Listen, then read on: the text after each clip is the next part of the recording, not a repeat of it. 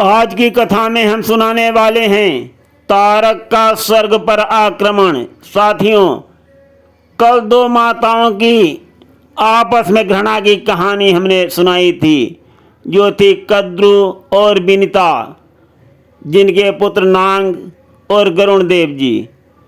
हमारे ब्रह्मांड में बहुत सी ऐसी घटनाएं भरी पड़ी हैं जिससे ब्रह्मांड को बहुत नुकसान पहुंचा और बहुत ही हानि हुई।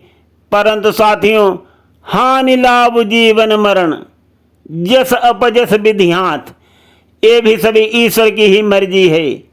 हार और जीत, सुख और दुख, रोना और हंसना, तमाम घटनाओं के घटित होने का उदाहरण मिलता है। कभी तो हम कांप जाते हैं और कभी हम आनंद विभोर हो जाते हैं। साथियों, ऐसा ही चल रहा है हमारे जीवन में आज भी। और पूर्व में घटित घटनाओं की जानकारी हमें इसलिए बहुत ही उपयोगी है ताकि हम सजग रह सकें, ऐसी कोई गलती पुनः रिपीट न करें जो हमारे लिए हानिकारक हो। तो आइए आज प्रस्तुत करते हैं पौराणिक कथा तारक असुर का स्वर्ग पर आक्रमण, और उसके बाद क्या होगा जानिए कथा में सारा हाल। आज की कथा भी दो माताओं की ही है। एक माता है अदिति और दूसरी माता है दिति, और वो भी माताएं आपस में बहने बहने थीं, और ये भी माताएं आपस में बहने बहने ही हैं, और महाराज प्रजापति दक्ष की पुत्री हैं। जब असुरों का संहार हुआ और उनकी हार हुई, तब माता अदिति, जो देवताओं की माता हैं, वो प्रसन्न थीं। और उसके बाद असुरों की माता दिति ने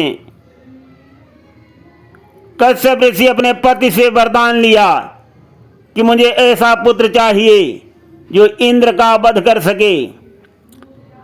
कश्यप ऋषि जी ने उनको वरदान दिया और सारे नियम समझा दिए थे, और कठोर तपस्या कर रही हैं माता अदिति कि किसी तरीके से वो अपने ही बहन के पुत्र इंद्र का वध करवा सकें अपने पुत्र से। देखिए साथियों, यहाँ पर कैसी विलक्षण स्थिति है। असुरों की माता अदिति जो हैं, उनकी कठोर तपस्या चल रही है, और जैसे तपस्या पूरी होने वाली है और उनके दिल में विचार आने लगे हैं कि मानो उनका पुत्र उनके गर्भ में ही प्रतिज्ञा कर रहा है, वो अन्य दैत्यों की भांति इंद्र से पराजित नहीं होगा और मरुद की तरह अपनी मां को धोखा नहीं देगा, वो विश्वासघात नहीं करेगा, वो देवराज के केस को पकड़ करके घसीट कर अपनी मां के चरणों में डाल देगा। ऐसे विचार आ रहे थे, और उनके वो विचार सही साबित भी हुए। उनके पुत्र जो हुआ वो उसी प्रभाव का था। उन्होंने अपने पुत्र का नामकरण कराया और उसका नाम जो है बजरंग रखा गया, जिसका अंग वज्र के समान हो, और जो इंद्र के वज्र को भी बेकार कर दे, इसीलिए अपने पुत्र का नाम जो है बजरंग रखवाया। और कश्यप ऋषि की वाणी भी सत्य हो गई। बजरंग बहुत ही शक्तिशाली था, बहुत शक्तिशाली, और उसने शीघ्र ही स्वर्ग पर आक्रमण करके देवराज इंद्र को पराजित कर दिया, और सचमुच में उनके केस पकड़ के लाया और अपनी मां के सामने डाल दिया। देवराज इंद्र दिति के सामने घुटने टेकने लगे, क्षमा याचना करने लगे और भय से कांप रहे थे। देवराज के मन में आ रहा था कि मानो माता दिति उनको बीच से ही फाड़ देंगी। देवराज इंद्र ने बहुत याचना की, परंतु माता दिति के ऊपर कोई फर्क नहीं पड़ा, कोई प्रभाव नहीं हुआ, और उन्होंने अपने पुत्र बजरंग से कहा, इंद्र का सिर काट दो। बजरंग ने अपनी तलवार उठा ली, और ज्यों ही इंद्र के सिर पर प्रहार करना चाहा, ब्रह्मा जी बीच में आ गए। बोले, ठहरो, ऐसा मत करो दिति, इंद्र देवताओं के राजा हैं। ब्रह्मांड की कार्य पद्धति का अभिन्न अंग हैं। इंद्र की मृत्यु से तुम्हें प्रसन्नता अवश्य हो सकती है, परंतु ब्रह्मांड में भयंकर अव्यवस्था उत्पन्न हो जाएगी। तुम्हारा पुत्र इंद्र का अभिमान तो तोड़ ही चुका है और अब उसको जीवन दान दे दिया जाए तो इंद्र अपने आप को और लज्जित महसूस करेंगे और हर लोक में इंद्र का अपमान होगा। इससे बुरा दंड और क्या हो सकता है? इससे और कोई बुरा दंड नहीं हो सकता है। यद्यपि जगदारुण दुख नाना, सबसे कठिन जाति अभिमाना। इंद्र का अपमान होगा, कोई पूजा का भाग नहीं मिलेगा और हर पल उनको लज्जित होना पड़ेगा। असुरों की माता अदिति पर तो कोई प्रभाव नहीं पड़ा ब्रह्मा जी की वाणी का, परंतु बजरंग जो है ब्रह्मा जी की बात को समझ गए और बोले, मैं आपसे सहमत हूं। अपमान जो है मृत्यु से अधिक घृणित होता है। यदि हम इंद्र को अपमानित जीवन जीने के लिए विवश कर देंगे तो उन्हें मारने की कोई आवश्यकता नहीं। परमपिता, मैं आपकी आज्ञा का पालन करूंगा और मैं सहमत हूं। ब्रह्मा जी बहुत प्रसन्न हो गए, बहुत खुश हुए और उन्होंने बजरंग के लिए एक बजरंगी नामक स्त्री की भी रचना कर दी। दोनों का विवाह हो गया और फिर बजरंग जो है वो तपस्या करने के लिए वन में चला गया। अपने पति की भक्ति को देखकर बजरंगी ने भी अपने पति के लौट के वापस आने तक ध्यान करने का निर्णय ले लिया और वो घर में रह करके नियम पूर्वक तपस्या करने लगी।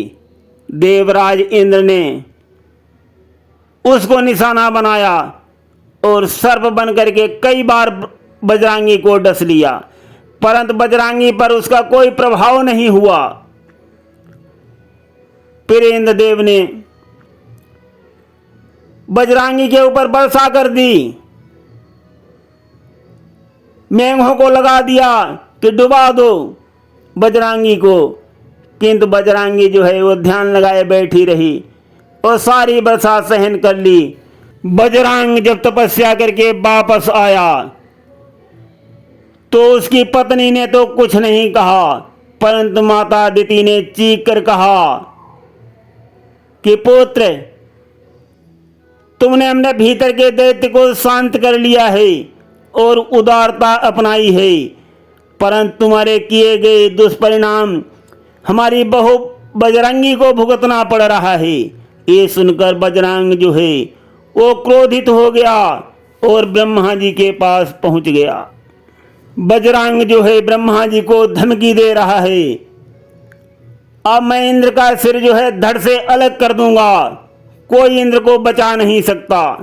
ब्रह्मा जी घबरा गए, विचार में पड़ गए, मैं क्या कर सकता हूं, समझाने के अलावा मेरे पास कोई चारा नहीं है।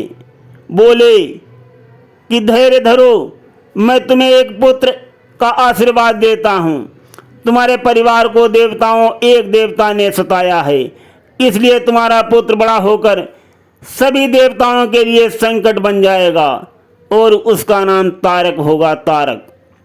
ब्रह्मा जी के समझाने पर बजरंग जो है वो मान गया और अपने घर वापस लौट आया। समय का चक्र जो है वो आगे चलने लगा। ब्रह्मा जी के वरदान के अनुसार बजरंग के घर में एक पुत्र का जन्म हुआ, उसका नाम तारक हुआ। जब उसको ब्रह्मा जी की भविष्यवाणी के बारे में पता चला तो बहुत ही प्रसन्न हुआ और पर्वतों पर तपस्या करने के लिए चल दिया। पहले उसने बर्फीले स्थान पर बैठ के तपस्या की, 100 वर्षों तक एक पैर पर खड़ा रहा। फिर वो पैर के अंगूठे पर खड़ा होकर तपस्या करने लगा। उसके बाद उसने 100 वर्ष तक पानी के अंदर रह करके तपस्या किया और फिर उसने आग के बीच में बैठकर ब्रह्मा जी की उपासना की। कठोर तपस्या से ब्रह्मा जी को प्रकट होना ही पड़ गया। बोले, तुम अद्वितीय हो, तुम्हारे समान कोई नहीं है। परंतु मैं तुम्हें पहले ही आशीर्वाद दे चुका था कि तुम्हें पराजित कोई नहीं कर सकता। तुम्हें और क्या चाहिए? वो बोला, मैं मृत्यु पर विजय पाना चाहता हूँ। ब्रह्मा जी बोले, क्या तुम अमर होना चाहते हो? वो तो असंभव है। ब्रह्मा जी की बात को सुनकर तारक बहुत सोच समझ करके बोला कि फिर मुझे वरदान दीजिए कि मुझे बालक के अलावा कोई और न मार सके। ब्रह्मा जी बोले, बालक? वो बोला, हाँ हाँ बालक। और वो भी कौन सा बालक? महादेव जी का पुत्र। ब्रह्मा जी बोले, महादेव जी का पुत्र? और ये कहते कहते रुक गए, सोचने लगे, अरे महादेव का तो कोई पुत्र ही नहीं है, और माता सती ने तो अपना शरीर त्याग कर दिया है अपनी पिता के यज्ञ में, और उनके बालक पुत्र कहाँ से आएगा? बहुत विचार में पड़ गए। ब्रह्मा जी को हाँ करना ही पड़ा, और ब्रह्मा जी के वरदान से तारक ने स्वर्ग पर आक्रमण कर दिया। देवताओं ने इंद्र के नेतृत्व में युद्ध किया, किंतु वरदान के चलते तारक ने देवताओं के सारे प्रतिरोध को ध्वस्त कर दिया। उसने देवराज इंद्र को बंदी बना लिया, और उसने इंद्र के बाल भी मुड़वा दिए, और अपमानित करने के लिए एक चिन्ह भी बना दिया। नारायण हरि भी वरदान के कारण उसका कुछ भी नहीं बिगाड़ सके। ये देख करके देवतागण ब्रह्मा जी के पास गए। ब्रह्मा जी ने देवताओं को आते देखा तो सोचने लगे, और देवताओं को पीड़ित देख करके दुखी भी हुए। फिर बोले, उस दैत्य का अंत हो सकता है। उन्होंने देवताओं को आश्वासन दिया और कहा कि इसके लिए हमें महादेव की पुत्र की आवश्यकता है। अगर महादेव जी का पुत्र हो जाए तो उसका अंत जो है वो हो सकता है। देवगण बोले, महादेव जी तो अब तक सती के शोक में ही डूबे हुए हैं। एक स्वर में कहने लगे देवतागण, और उन्होंने ब्रह्मांड के समस्त क्रियाकलापों से दूरी ही बना ली है, और वे अनंत ध्यान में लीन हो गए हैं। ये कैसे संभव हो सकता है कि वो संतान को उत्पन्न कर देंगे? ब्रह्मा जी बोले, आप सभी ठीक कह रहे हो।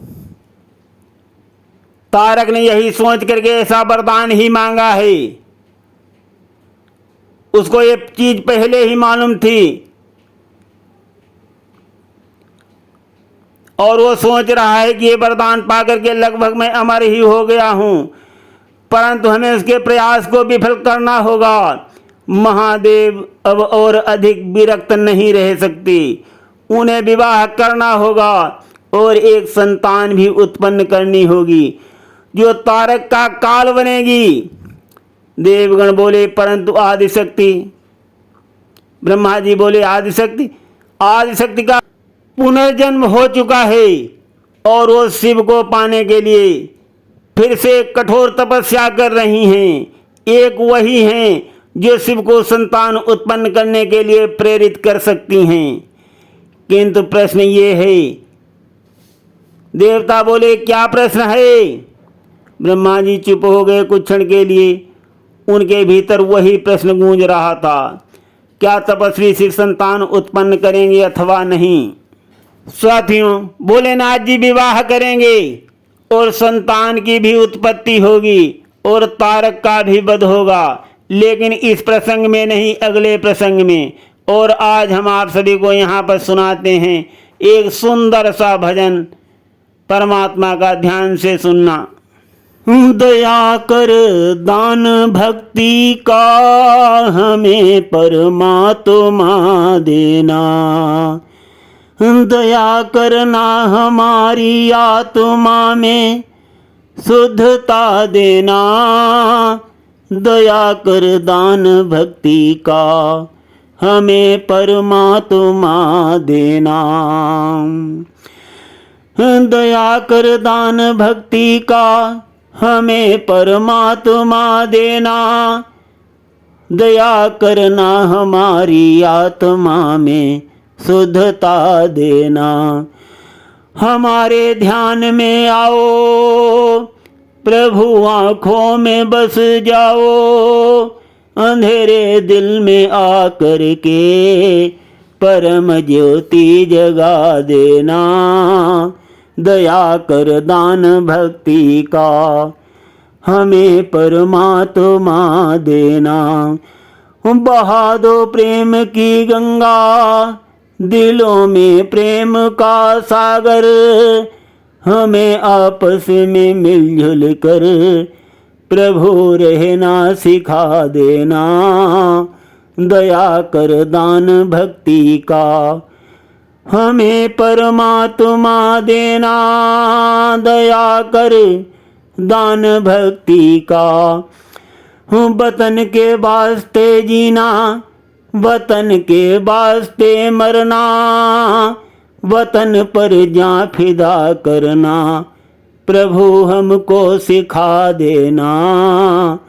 दया कर दान भक्ति का हमें परमात्मा देना, हमें परमात्मा देना। हमारा कर्म हो सेवा, हमारा धर्म हो सेवा, सदा ईमान हो सेवा, व सेवक चर बना देना। दया कर दान भक्ति का हमें परमात्मा देना। सदा से आप दीनों का प्रभु उद्धार करते हो, हमारी दीन हालत को पतित पावन मिटा देना। दया कर दान भक्ति का हमें परमात्मा देना। दया करना हमारी आत्मा में शुद्धता देना। लखन सिय रामचंद्र शंकर हरिओम। साथियों, जहाँ हमने दो माताओं की दुख दर्द और अहंकार भरी कहानी आप सभी को सुनाई, वहीं पर हम आप सभी को नारायण हरि से परमपिता से प्रार्थना की भी विनती सुना रहे हैं। करते रहिए नारायण हरि से प्रार्थना, सुनते रहिए गिरीश अध्यात्म मंदिर में अत्यंत कल्याणकारी कथाएं। धन्यवाद।